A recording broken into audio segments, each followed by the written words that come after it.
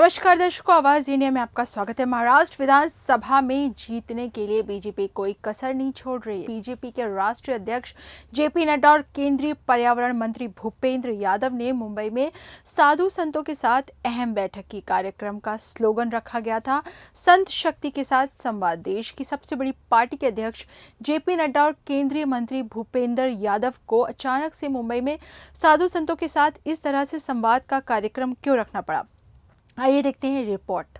BJP के राष्ट्रीय अध्यक्ष जेपी नड्डा और मुंबई महाराष्ट्र विधानसभा के चुनाव प्रभारी भूपेंद्र यादव की मौजूदगी में मुंबई में साधु संतों के साथ एक अहम बैठक संपन्न हुई। इस संवाद को लेकर आवाज इंडिया टीवी ने साधु संतों से की खास बातचीत। बीजेपी के राष्ट्रीय अध्यक्ष जेपी नड्डा आज महाराष्ट्र दौरे पर हैं और मुंबई में संतों के साथ एक मुलाकात कर रहे हैं। आप यहाँ पर एक बैनर देख सकते हैं कि यहाँ पर संत शक्ति के साथ एक संवाद का कार्यक्रम रखा गया है मुंबई के विलेपार्ले इलाके में। यहाँ पर देख सकते हैं कि हॉल में इस समय आवाज़ इंडिया टीवी की जो टीम है वो हॉल के अंदर मौजूद है। यहाँ पर तमाम संत देश भर के आए हुए हैं और इनसे जानने की कोशिश करते हैं कि यहाँ पर एक जो है पर्चा भी बांटा गया है जिसमें हिंदू धर्म की रक्षा के लिए संतों की क्या भूमिका है वो यहाँ पर बताने की कोशिश की गई है। सीधे हम इन्हीं से बातचीत करते हैं कि सबसे पहले आपका नाम जानना चाहेंगे। मणिनगर स्वामीनारायण गादी संस्थान स्वामीनारायण मंदिर से साधु स्वयं प्रकाश दास मेरा नाम है। स्वयं जी, हिंदू धर्म की रक्षा के लिए आज एक बड़ी बैठक हो रही है जिसमें बीजेपी के राष्ट्रीय अध्यक्ष जेपी नड्डा भी आ रहे हैं। हाँ, जेपी नड्डा जी आ रहे हैं। इनका बहुत अच्छा ये कार्यक्रम है कि संत शक्ति को आज इकट्ठा किया है। संत शक्ति इकट्ठी होके आज राज सत्ता के साथ मिलेगी तो बहुत अच्छा कुछ होगा। क्या आपको लगता है कि हिंदू धर्म अभी तक सुरक्षित नहीं है, ऐसा कुछ लग रहा है आपको? हिंदू धर्म तो सुरक्षित है मगर सुरक्षित रखने के लिए भी कुछ करना पड़ेगा, तो इकट्ठा तो सबको होना ही पड़ेगा। और आगे जो इकट्ठा होके ये सब करेंगे, अभी जो ये सब मुस्लिम समाज से तो मुस्लिम कम्युनिटी से जो हिंदू लोगों को ऐसा प्रताड़ित किया जाता है तो उनके लिए भी अच्छा कुछ हो रहेगा और सबको अच्छा रहे इकट्ठा करके, तो ऐसा ही रहे। इसलिए एक तरफ महाराष्ट्र के चुनाव हो रहे हैं, सभी जानते हैं इस समय, और ऐसे समय आप लोग की मीटिंग कुछ अलग नहीं लग रहा आप लोग को? नहीं, चुनाव तो होना ही है, अपने वो समय होगा तो चुनाव तो होने वाला ही है, मगर ये सब्जेक्ट ये विषय पसंद किया है कि अभी ये संत शक्ति को इकट्ठा करके कुछ किया जाए, तो वो अभी टाइम सही है। महाराष्ट्र में कौन जीतना चाहिए? महाराष्ट्र में या पूरे राष्ट्र में हिंदू के लिए, ये हिंदू राष्ट्र है तो हिंदू राष्ट्र के लिए भाजपा ही बढ़िया है, तो वही चाहिए। और एक सन से बातचीत करते हैं। सर, आप बताइए कि आप कहाँ से आए हैं, आपका क्या नाम है? अच्छा, मैं भिक्षु वीरतन महाथेरो, मैं भारतीय भिक्षु संघ का कार्याध्यक्ष हूँ। और यहाँ पे आने का उपलक्ष्य क्या है? मतलब हाँ, यहाँ पे अभी हमें निमंत्रण मिला है कि संतों का साथ संवाद श्री भाजपा के राष्ट्रीय अध्यक्ष जेपी नड्डा जी, मंत्री महोदय और जो प्रभारी है भूपेंद्र जी यादव ये है, और साधु संतों के साथ संवाद करेंगे, इसी विषय में हमको बुलाया गया है। लेकिन एक तरफ महाराष्ट्र में चुनावी सरगर्मी है, विधानसभा चुनाव होने वाले हैं नवंबर महीने में, उसी के बीच में चुनाव प्रचार भी चल रहा है और इन मौके पे बीजेपी साधु संतों के साथ संवाद कर रही है। नहीं, भाजपा का तो एजेंडा रहा है। भाजपा ने अपने साधु संतों को, धर्म को जिंदा रखा है, ये भाजपा का एजेंडा है। और भाजपा हमेशा चाहती है कि उसकी विचारधारा जो है वो जीवित रहे, भाजपा की विचारधारा जीवित रहे। भाजपा अपनी विचारधारा हिंदू धर्म में मानता है। महाराष्ट्र में किसे जीतना चाहिए चुनाव में, आपको क्या लगता है? चुनाव के बारे में तो मैं इतना नहीं कह सकता हूँ। आप बताइए, आपका क्या कहना है, कहाँ से आए हैं? हम हैं अखिल भारतीय रविदास धर्म संगठन के राष्ट्रीय अध्यक्ष सुखदेव जी महाराज जी है। पूरे विश्व में हमारा कार्य चल रहा है। आपका पूरा नाम सुखदेव जी है? हाँ, सुखदेव। बताइए कि चुनाव चल रहा है और इसी बीच आप लोग की बैठक जेपी नड्डा जी के साथ, क्या कुछ संकेत देती है बैठक? हमारा संतों का तो उद्देश्य है कि देश हमारा सबसे अच्छा रहना चाहिए, बढ़िया रहना चाहिए, सुखी रहना चाहिए।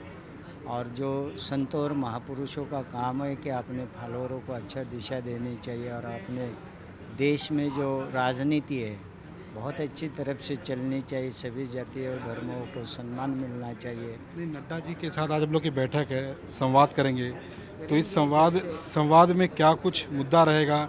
हिंदू धर्म खतरे में है, चुनाव भी है। चुनाव है, ये बात सही है।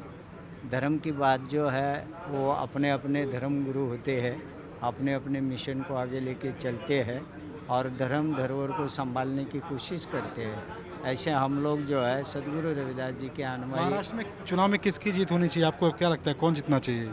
उद्धव ठाकरे की शिवसेना है, कांग्रेस से पार्टी है, शरद पवार की पार्टी है, एक तरफ शिंदे की शिवसेना है, बीजेपी है, अजित पवार की पार्टी है। संतों को इस विषय से टारगेट नहीं किया जाता है। संतों का आशीर्वाद होता है। देश जो अच्छा चलाते हैं, संतों का आशीर्वाद किस पर है, किस कौन से पार्टी पे है? देश जो अच्छा चलाते हैं उनको आशीर्वाद दिया जाता है। नाम नहीं बताएंगे। देश जो अच्छा चलाते हैं उनको हमारा आशीर्वाद होता है। देश जो अच्छा चलाते हैं उनको संतों का आशीर्वाद है। इनका इशारा साफ तौर से संकेत बीजेपी की तरफ था, ये कह सकते हैं। ये हॉल की तस्वीरें हैं जहाँ पर तमाम संतों सहित मुंबई के अलग अलग कई जो संत संगठन हैं या अन्य संस्थाएं वहाँ से लोग आए हैं और इसी सभा को बीजेपी के राष्ट्रीय अध्यक्ष जेपी नड्डा, साथ ही मुंबई और महाराष्ट्र के जो प्रभारी हैं, चुनाव प्रभारी भूपेंद्र यादव जी संबोधित करेंगे। बैठक में शामिल साधु संतों को कुछ पर्चे भी बांटे गए थे, जिसमें लव जिहाद और देश विरोधी ताकतों के साथ साथ कांग्रेस पार्टी पर भी निशाना साधा गया था। ये वही पर्चे हैं जो बीजेपी के राष्ट्रीय अध्यक्ष जेपी नड्डा के साथ साधु संतों के साथ हुई संवाद के दौरान बांटे गए। कुल मिलाकर इन पर्चों में आखिर में लाल अक्षरों में साफ लिखा था कि जो हिंदू हित की बात करेगा वही देश पर राज करेगा। हिंदुओं की यही पुकार, सब जिहाद पर करो प्रहार। आखिर में लिखा गया लाइन ये भी है कि बटेंगे तो कटेंगे। जेपी नड्डा और भूपेंद्र यादव के साथ साधु संतों के इस संवाद पर उद्धव ठाकरे की शिवसेना निशाना साधते हुए यह कहते दिख रही है कि मोदी, नड्डा या बीजेपी का कोई भी नेता कितनी भी बैठकें कर ले, इनके साथ कोई भी जाति धर्म इनका साथ नहीं देगा। देखिए, ऐसा है कि लोकसभा में भारतीय जनता पार्टी की जब से करारी हार हुई है तब से वो लोग बेचैन हैं।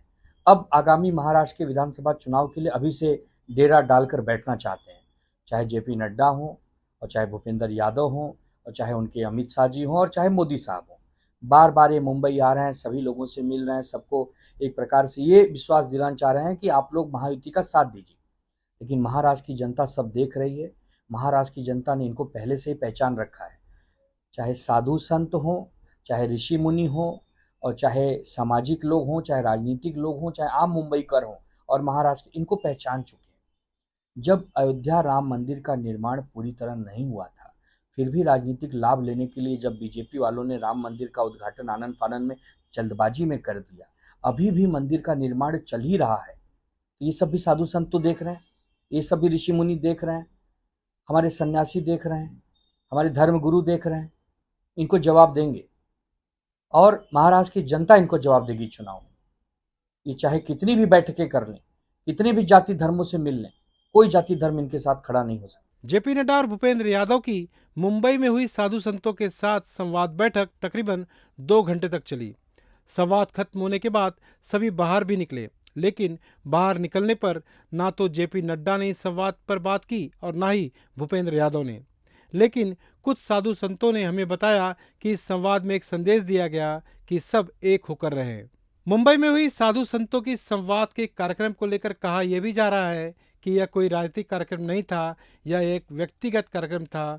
तो ऐसे में सवाल ये भी खड़ा होता है कि जब महाराष्ट्र में विधानसभा चुनाव होने हैं, तो ऐसे में देश की सबसे बड़ी पार्टी के राष्ट्रीय अध्यक्ष जेपी नड्डा और मुंबई और महाराष्ट्र के प्रभारी भूपेंद्र यादव का संत शक्ति के साथ संवाद का ये कार्यक्रम क्यों संपन्न हुआ, ये तो आप समझ ही गए होंगे।